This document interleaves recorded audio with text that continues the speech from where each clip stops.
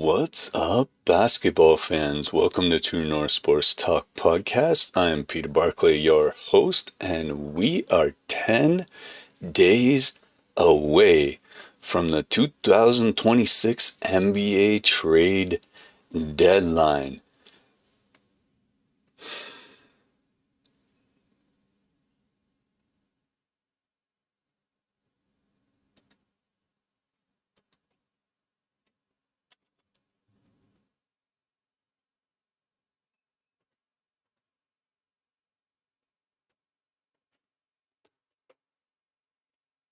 What's up, basketball fans? Welcome to True North Sports Talk Podcast. I am your host, Peter Barclay, and we are just 10 days away from the 2026 NBA trade deadline.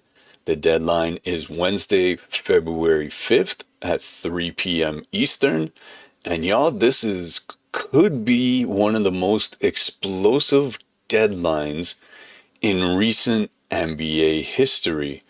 We're talking about potential blockbusters, some surprise moves that you never saw coming. We got three, let's say, blue whales on the board here. And these guys are game changers for whoever gets them. You got Giannis, Anthony Davis, Ja Morant, three former MVPs or all NBA players who could all be on the move.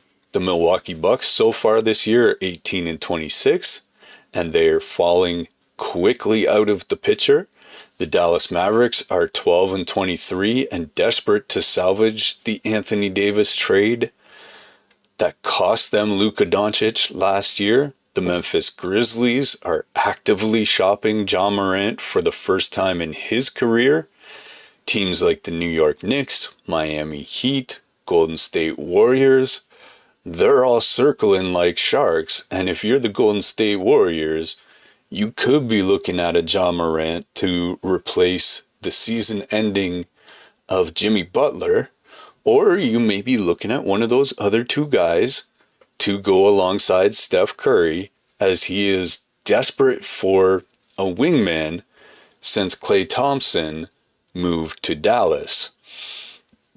Can't really call Draymond Green much other than a liability these days, and that is why the Golden State Warriors have been struggling over the past couple of years. So today we're breaking down everything that you need to know. We're going to start with Giannis and the Bucks and their somewhat impossible situation. Then we'll get deeper into Anthony Davis and whether Dallas can actually move him. And we'll cover and talk about the Ja Morant rumors and why his value has completely tanked over the last couple years.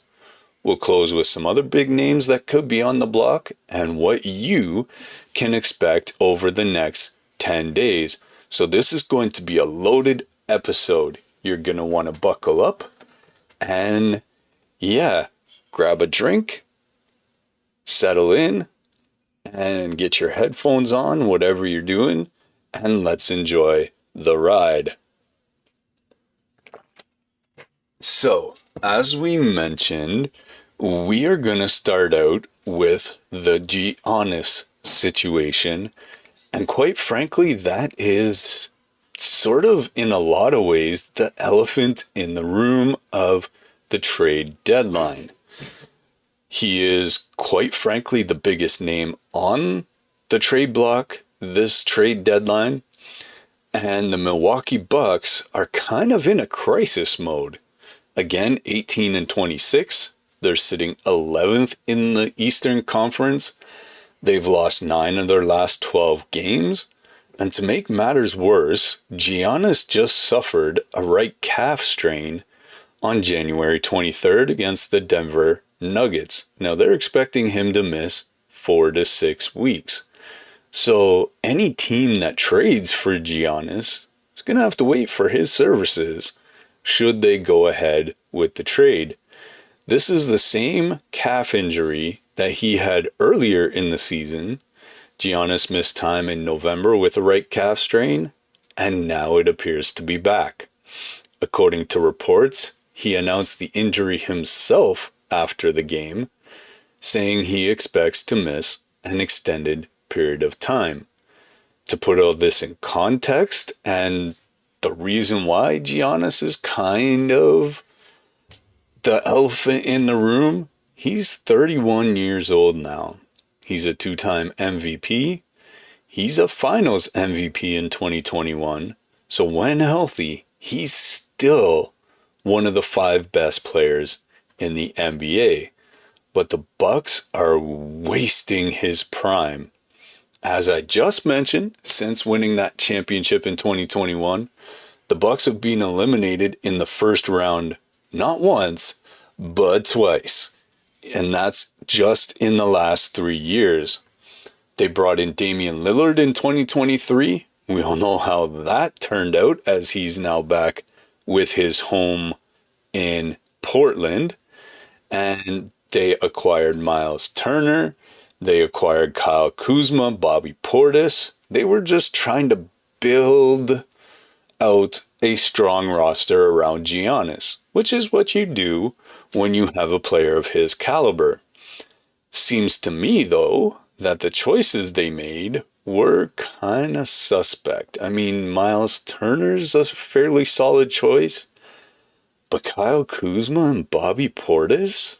That's not the choices I would have made, given those two guys' track record. Their roster is old, it's expensive, and quite frankly, as you can tell by their record, it's just not good enough. And Giannis himself is under contract through next season and has a player option for the season after. He becomes extension eligible after October 1st of this year, 2026. And if he doesn't sign that extension, the Bucks are screwed, to put it nicely. He could walk in free agency in 2028, and Milwaukee could get nothing. Zero. Zip. For his services, should that happen. So the question facing the Bucks at this point in time, do they trade Giannis now and get the most they possibly can for this generational talent? Or do they try one more time to rebuild a contender around him? Now, some real credible sources in ESPN's Shams Charania, Giannis and his agent Alex Saratzis have open discussions with the Bucks about his future. Makes sense to me. But here's the stalemate. Giannis doesn't want to be the bad guy and formally request a trade, and the Bucks won't trade him unless he asks for it. CBS Sports' Sam Quinn put it perfectly. We're in a standstill. Giannis seems to be hoping the Bucks will either magically turn a sub-500 team into a contender with minimal available assets, or they recognize the impossibility of that task and come to the decision to trade him on their own so that he doesn't have to be the bad guy. I think you hit the nail on the head with that one, Sam. But the Bucks are terrified of trading Giannis. This is a small market franchise. Right now, since they've drafted him, Giannis is their everything. Trading him would be an admission of failure on their part, and the backlash in the Milwaukee area would be massive. The other thing that you have to look at is the history of trading or allowing this type of player to walk. Now, being Canadian, a trade of this type, things that come to mind is the Vince Carter trade back in the 2000s, like 2004 or 5, where we essentially got nothing because Alonzo Mourning refused to come here, and we got the Williams brothers, as it were, as compensation, that cost Rob Babcock his job, because that was abysmal, that trade. And another one that comes to mind is when they allowed Chris Bosh to walk to Miami for nothing in free agency. So Milwaukee has to worry about that. You look at the trade of Shaq to the LA Lakers and how Orlando really dropped off after that trade. You look at when the Boston Celtics traded Paul Pierce and Kevin Garnett to the Brooklyn Nets and how Boston fell off for quite a while after that. So the history of this type of trade, and I get where Milwaukee would be hesitant to make the trade. Another one you could think of would be Kevin Durant leaving Oklahoma City. Teams just fall off when they trade players of that caliber. And the Bucks really don't want to do that. So instead right now, they're trying to thread a very fine needle with a burlap rope, and it's just not looking like it's going to work. According to reports, though, the Bucks are expected to be major players at the trade deadline, but as buyers, not really sellers, on the aforementioned that they're probably going to try and bring in people to play with Giannis and make a run for it and try and keep him here. So they're trying to acquire the pieces that would be able to convince Giannis not to ask for that trade. A name that keeps popping up, but to me would be cancerous, is Ja Morant. Multiple reports have linked the Bucks to Morant. ESPN's Tim McMahon is saying that Milwaukee could offer Kyle Kuzma, Bobby Portis, Andre Jackson Jr. If you're Memphis,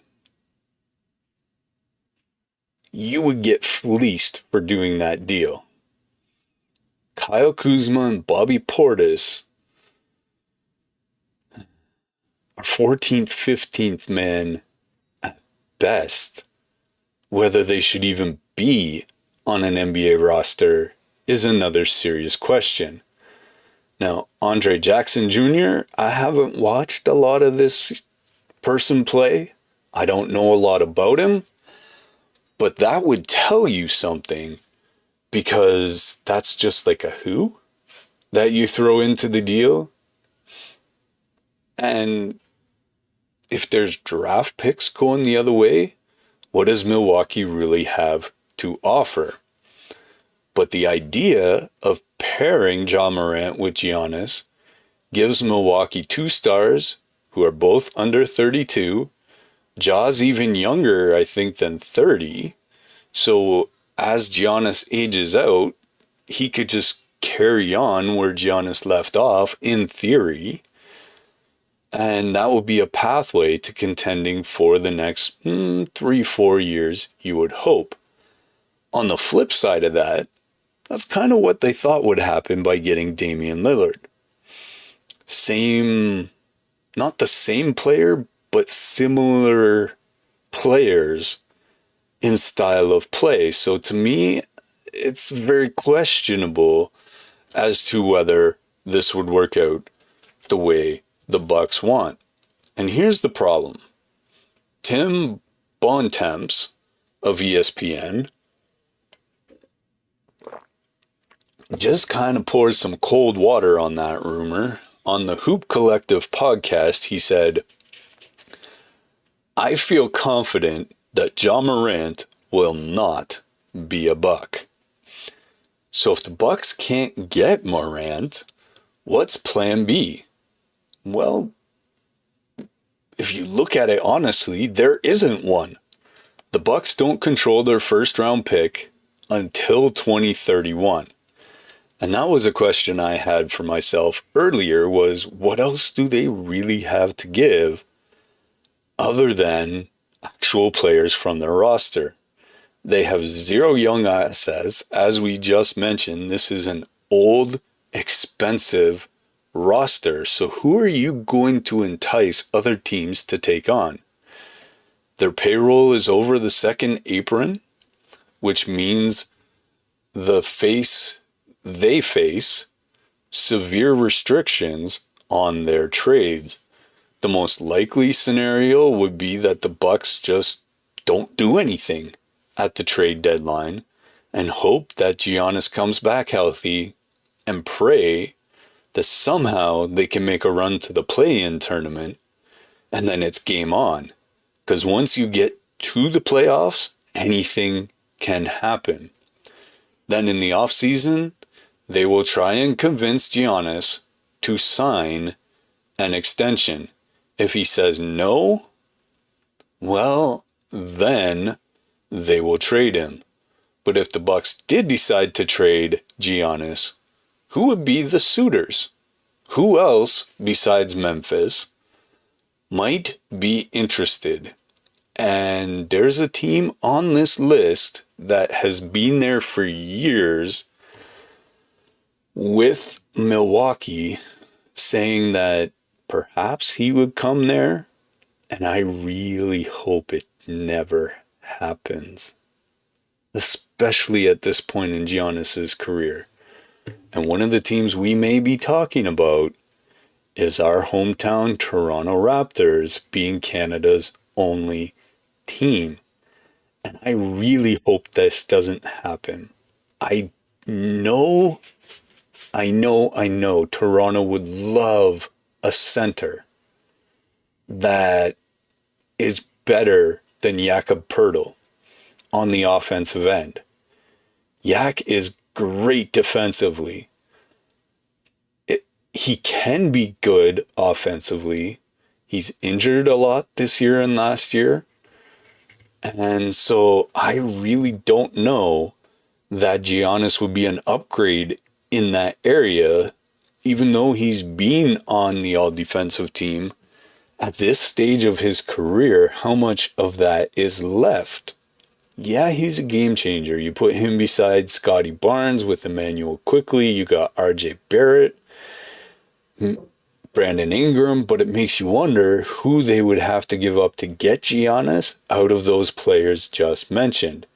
And you would really hope that Toronto would not be crazy enough to give up Scotty Barnes. That's a really bad move, if you ask me. This is a young man who is just coming into the bottom end of his potential in the NBA versus a guy who's on the backside of his potential. And to me, that's a bad trade. So, who else could there be? The New York Knicks. They have a 2026 top 8 protected pick from Washington. They got young players like Deuce McBride. But they'd have to gut their roster to match the $48 million on Giannis's salary. So would they be willing to trade a Karl Anthony Towns, an OG Anunoby? Sorry guys, I'm trying to remember the other guy. Bronson. Forget his first name. But would they be willing to trade those guys in order to get Giannis? If they are, what sense does that make? You need those guys if you are hoping to contend. So, how does it make sense? But we'll have to wait and see. They are a possibility. They do have some potentially tantalizing options. That top 8 protected pick, if New York fell out of the top 8, that would be tantalizing to have a number 1 pick, even though they haven't had, or they don't have one for the next 5 years. Could the Miami Heat put an offer together around Tyler Hero, Bam Adebayo? Miami has picks that they could trade. Would Giannis want to play in Miami at this point in his career? Well, the fact that there's no state tax there and the weather's nice compared to Milwaukee, I mean, those two things could be enticing to a player as well. That's one of the reasons guys have always gone to Miami, is that whole state tax deal. That's a big thing for guys making that kind of money. Again, though, if you're Milwaukee, do you want Tyler Hero and Bam Adebayo coming back? Those guys are starting to get a little long in the tooth on a team that's already long in the tooth. I don't know how that makes sense for the Miami Heat. San Antonio. Could you imagine Victor Wembanyama playing alongside Giannis? San Antonio would have to give up a lot of first round picks or a lot of future picks, some of their young talent, in order to get him.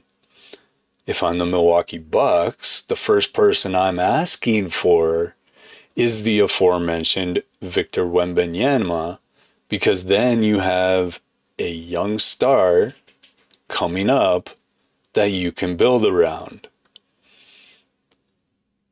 It's hard to see this as being a move, but it is very possible. Another interesting thought would be the Minnesota Timberwolves.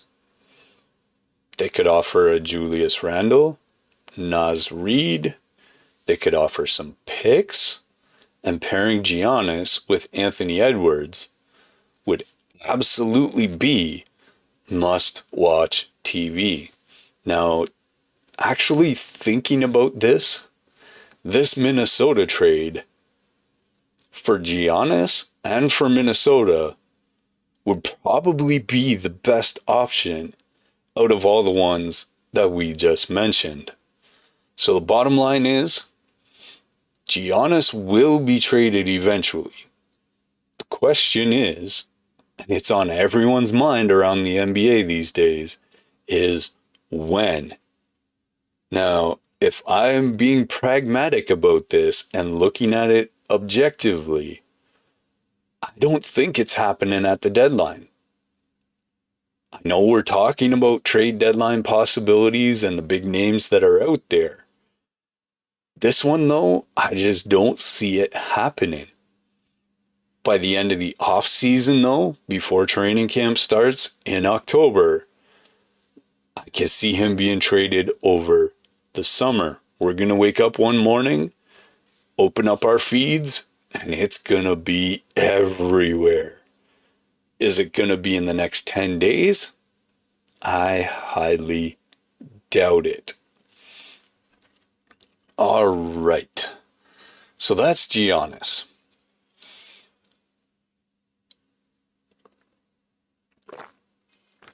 Now again, this next player at times has been linked to our Toronto Raptors. Again, when I hear this name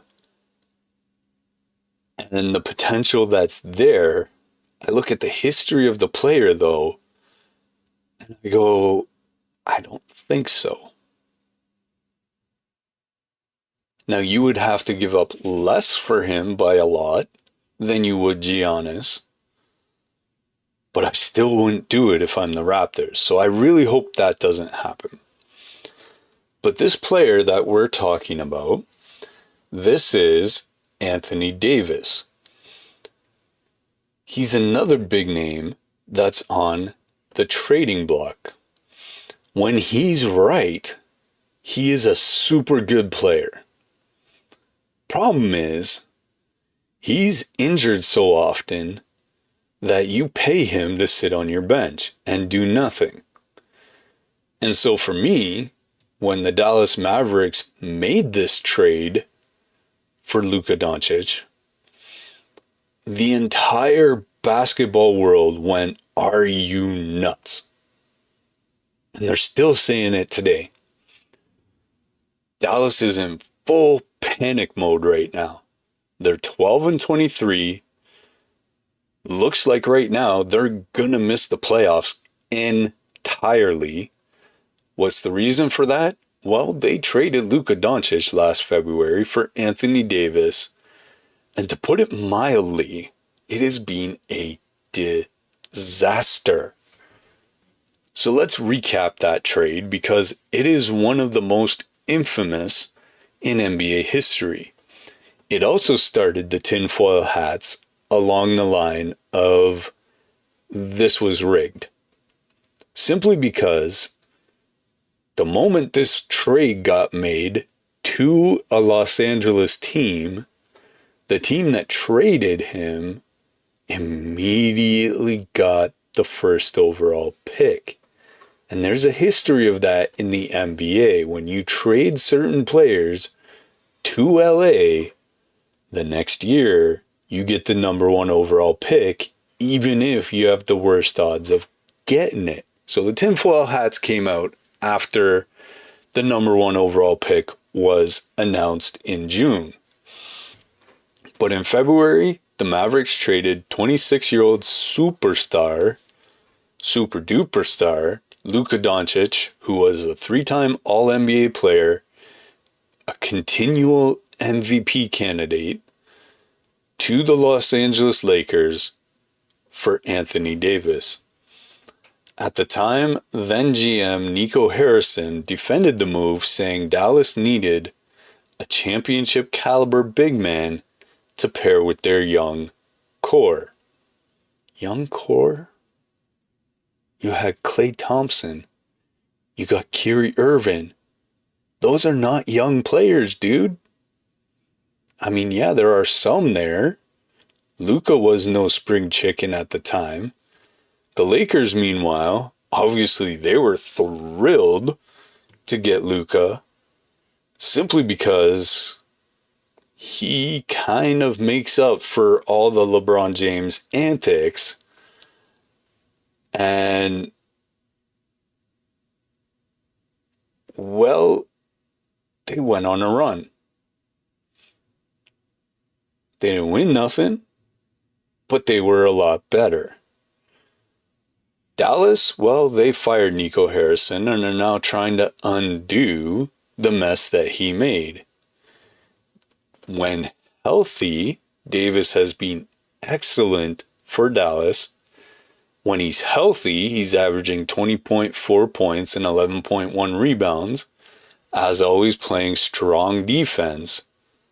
But when he's on the court, Dallas looks like they could be a playoff team. Problem is, he's only played 29 out of 86 possible games since joining the team. That is abysmal. You need this guy on the court. So what's his injuries look like? Well, February 2025, missed games with a left foot injury. In April, he missed the playoffs with a right shoulder strain. In October, he missed training camp with a back issue. November, he played 11 games, looked really good. December, missed 2 weeks with a left ankle sprain. And then in January, so this month, he had a left hand injury that will sideline him well beyond the trade deadline over the next couple weeks. This most recent injury is kind of the kicker. According to reports, Davis's hand injury has pretty much put the kibosh on any chance to be traded. No team wants to give up assets for a player who's injured like this.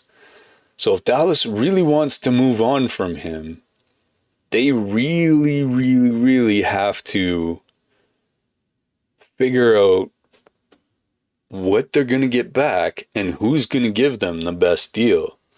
Because if I'm a rival GM, I'm going to lowball the heck out of them to get this guy simply because I'm like, well, it'd be nice to have him when we have him. But I kind of know that's not going to be that often. To make matters worse in this situation, Davis is expecting a massive contract extension. To me, that seems kind of unreasonable given the injury history. His agent, Rich Paul, which is kind of the NBA's Scott Boras, has made it clear that any team trading for Davis needs to be prepared to offer him a max extension. So that's 4 years, $200+ million for a 33-year-old injury liability.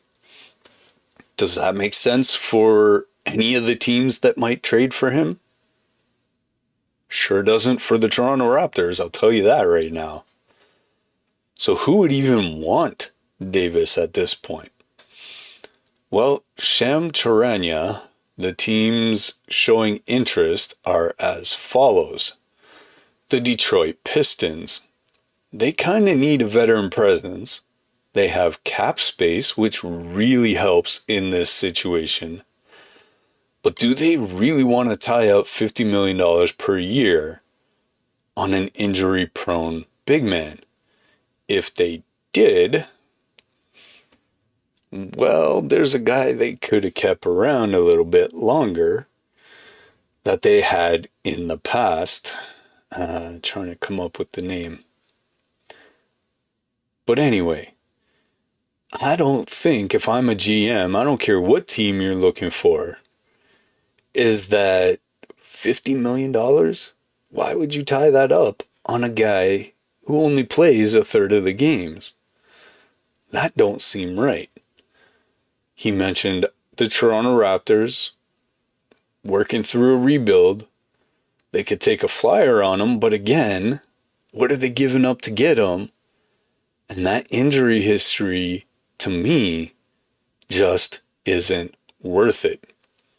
The Atlanta Hawks may be interested. They just traded Trae Young to Washington, so they're kind of hitting that rebuild mode a bit. Davis could be a centerpiece, but the Hawks are smart and they're budget sensitive and they're not going to overpay for a guy to sit on the bench. The Golden State Warriors, maybe. Again, they just lost Jimmy Butler to a torn ACL. They do need front court help, and Davis would be an excellent fit next to Steph Curry. But that window's closing there, and Davis's injuries just make it, and I don't know about that for them as well. The Chicago Bulls, according to reports, the Bulls are not interested. They see Davis to not fit in the timeline of their younger stars. And so that's unlikely too, but that's a team that maybe had some wiggle room.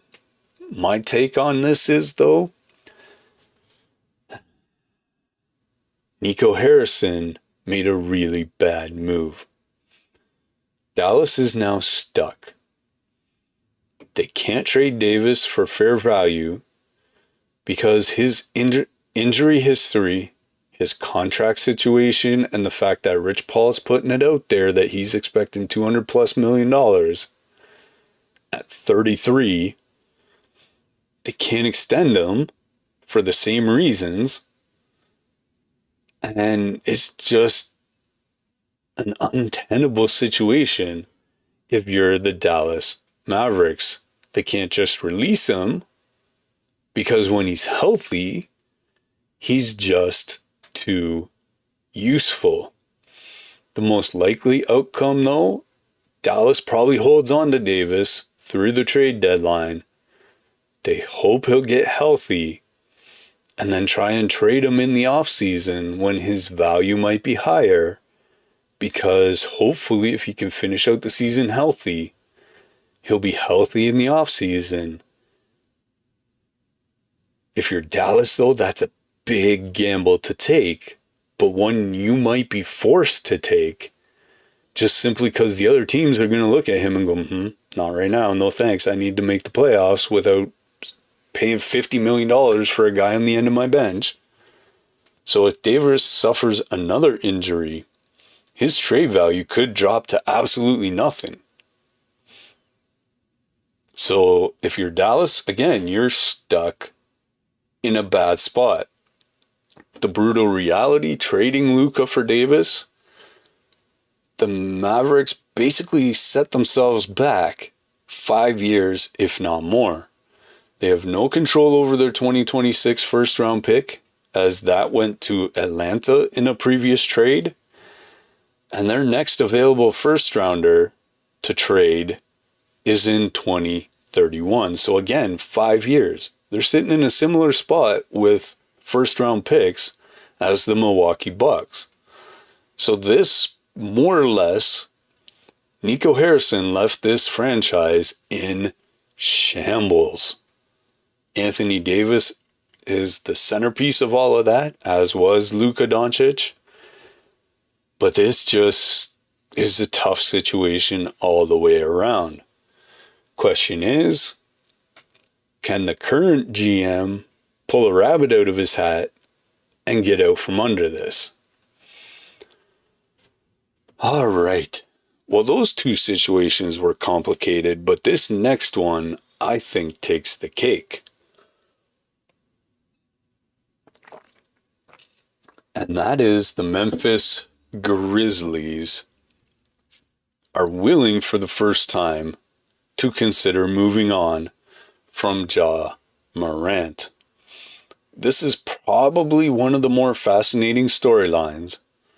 And for the first time, as we said, he is being shopped actively. According to Adrian Wojnarowski, Memphis is entertaining offers to potentially move Morant ahead of the deadline. So let's repeat that. Ja Morant, a two-time All-Star, the face of the Grizzlies franchise, and one of the most electrifying players in the NBA, is available for the first time. So what happened? Well, let's start with on the court. Morant is having a rough season by his standards. He's averaging 19.3, 7.6 assists. He's shooting a career low 40.1% from the field. That's still pretty good for some players. And a disastrous, and this one is disastrous, 20.8% from three-point range. His true shooting percentage is 50.6, and that is really bad. His peak in 21-22, he averaged 27.4 on 49.3% shooting. So that's like a 9% drop, which is why that's such a big number for him. And this version of Morant is kind of a shell of that player. Then there's the injuries. Morant has played just 18 of Memphis's 41 games this season. He's had a left ankle sprain in October, a right ankle sprain or injury in November, a calf issue in December, and now he's got a UCL sprain in his left elbow that will sideline him at least 3 weeks. And for all the baseball heads out there that also like basketball, we know what the UCL is. That's an elbow injury that pitchers get, and that can be pretty devastating and lead to Tommy John. And so hopefully he can rest up and it doesn't go that far. That elbow injury is particularly concerning for a lot of teams because it means he will miss the trade deadline. He won't be able to showcase himself to potential suitors. And his value right now, based on those numbers we were talking about, is at an all-time low. And it's just not this season. Over the past 2 years, Morant has played just 59 combined games due to injuries and 2 suspensions related to incidents with guns. Off-court issues have played a role in his, how do we say this, his regression. In November, Morant had a post-game exchange with head coach Tomas Isalo that resulted in a 1-game suspension. The details were never fully disclosed, but it suggested tension between Morant and the coaching staff is what caused it. So why are the Grizzlies shopping him? Well, simply, they are better without him. As I think most teams in the league could say the same thing. Memphis is 10-9 without Morant this season, and 6-12 when he plays. That's stunning, to say the least.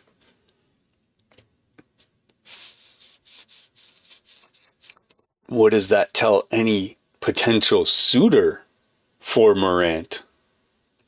To me, as a rival GM, I look at him and go, not on my team, not on my watch.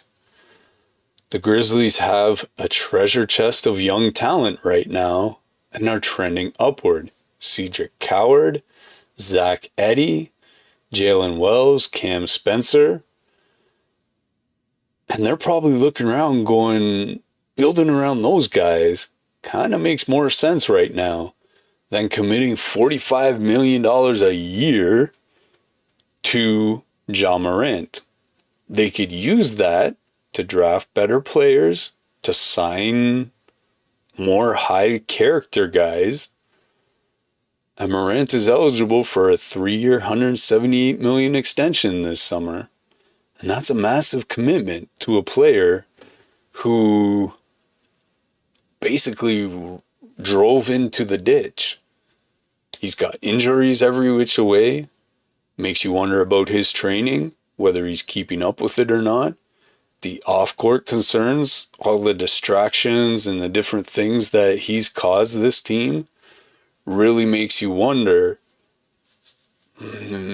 is he worth even being in the league anymore? I mean, for the first 4 years, maybe it was like everyone wanted this guy. He was lights out.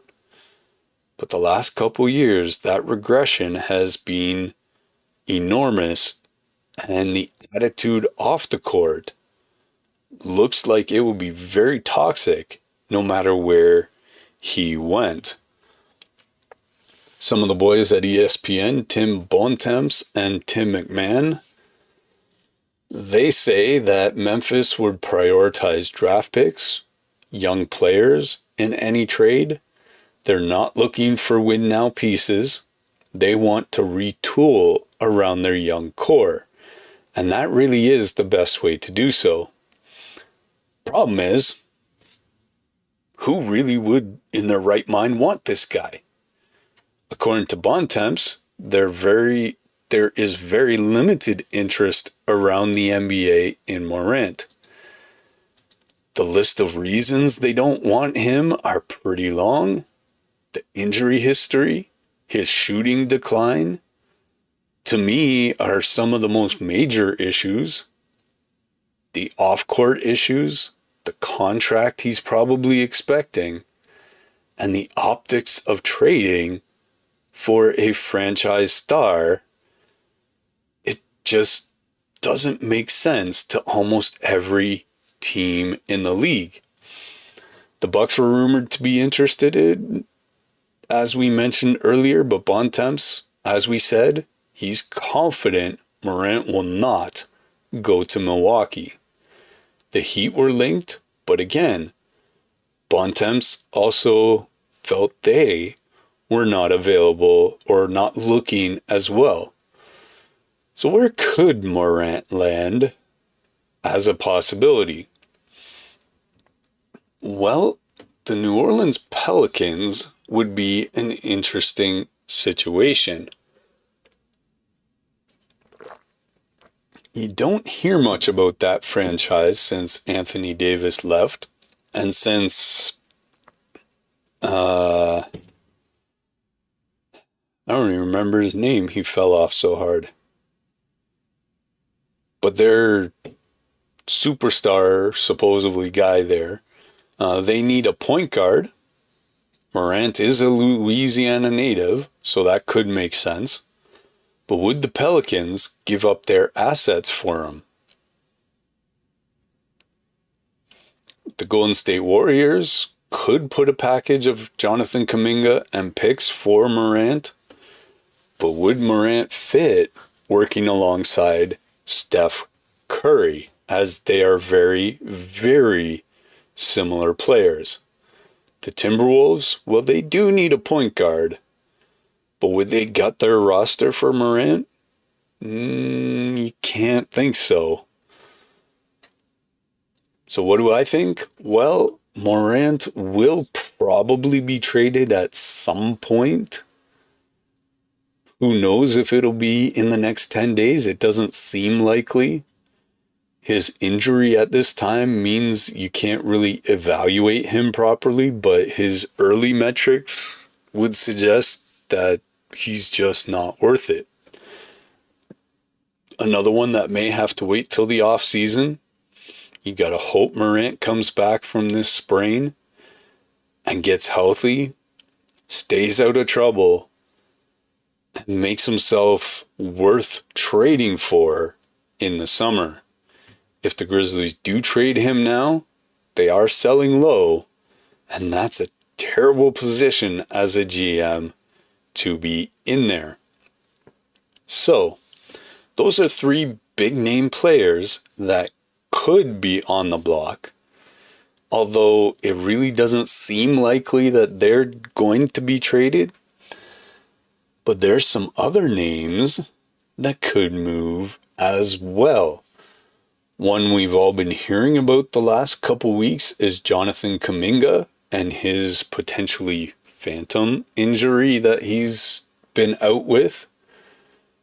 He's been in trade rumors for years. The Warriors drafted him 7th overall in 2021. There have been flashes of brilliance, but again, head coach Steve Kerr keeps pulling him in and out of the lineup, which has completely tanked his value. Kuminga signed a 2-year $46.8 million deal with a team option on the second year.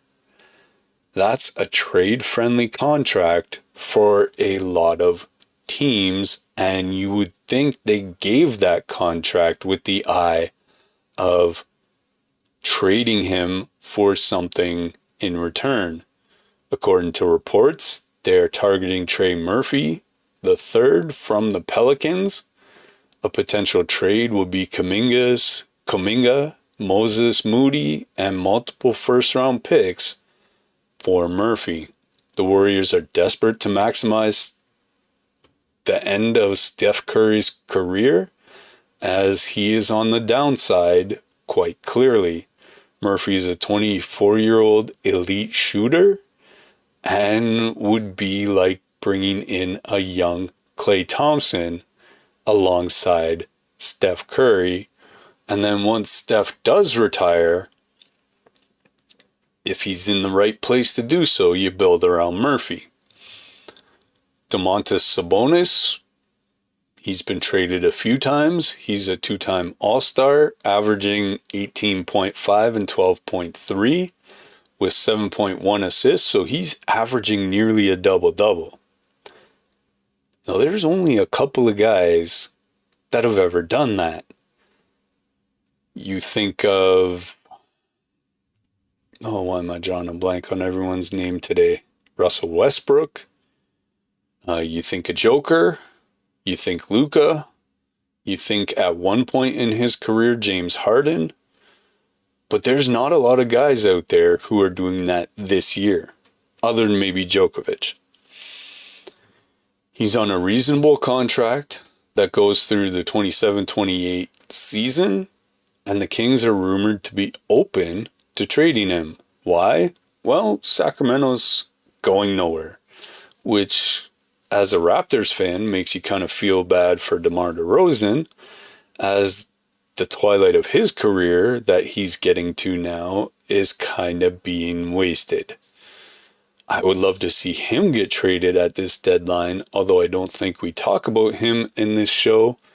That would be a good person for them to trade as well to a contending team, not because he's chasing a ring, but just because he's that type of a character guy that you would love to see get that ring.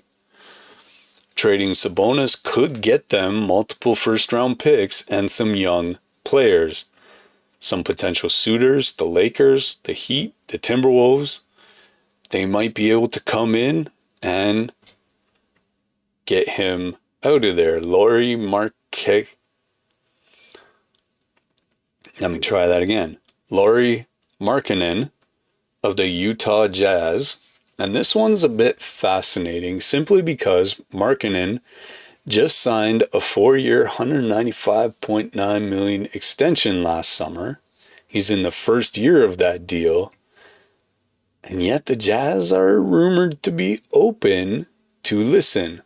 Why? Well, because Markkanen is 28 years old and he's not on the same timeline as a lot of Utah's young core in Keontae George, Walker Kessler, and Ace Bailey.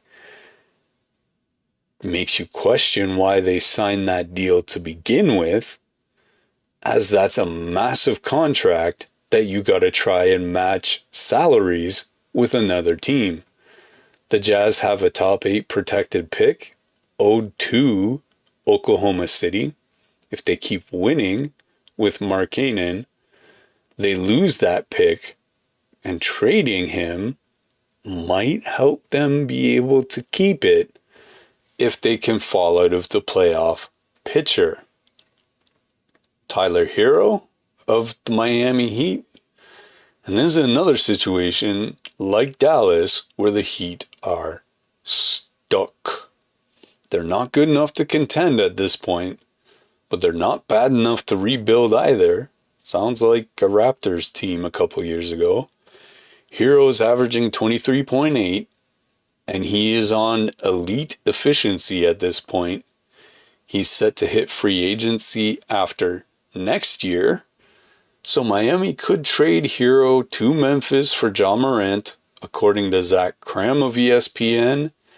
It's a high variance move that increases Miami's ceiling, but do they really want to do that?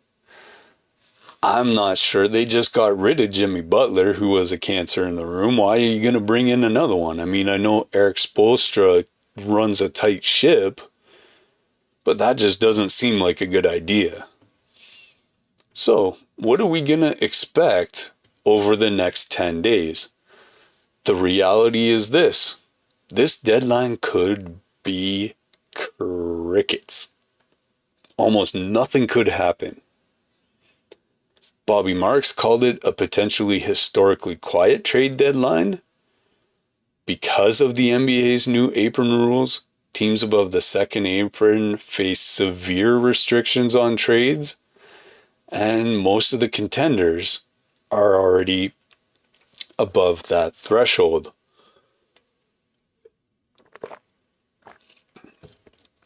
The Celtics, as an example, they can't aggregate salaries in trade. The Cavaliers don't have any first-round picks until 2031. The Clippers are capped out, and the big-name players all have complications, injuries, off-court issues, contract issues that make trades difficult.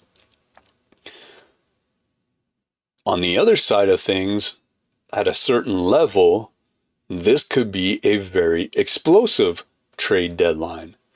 So what do I think will happen? Well, I'm looking at mid-tier moves like as we mentioned, Kuminga, Sabonis, Hero, throw in for the Raptors, maybe a Jakob Poeltl, maybe a Grady Dick, that kind of a piece that could get traded. Role players swaps, teams looking for depth pieces, making Brandon Ingram type moves. Giannis, Davis, Morant, probably staying put, but it would be explosive if one of them was actually able to be moved. Figure though, for the offseason, for those particular guys, the trade deadline, as we mentioned, February 5th at 3 p.m., will be glued to the Twitter X, will be glued to our Insta feeds, and any of the TV shows you'll be watching Woj and Shams dropping bombs on that day. So, 10 more days. Get in those comments, use hashtag True North Sports Talk. Let us know what you think is going to happen. Any off trades that we haven't mentioned here that you think could happen.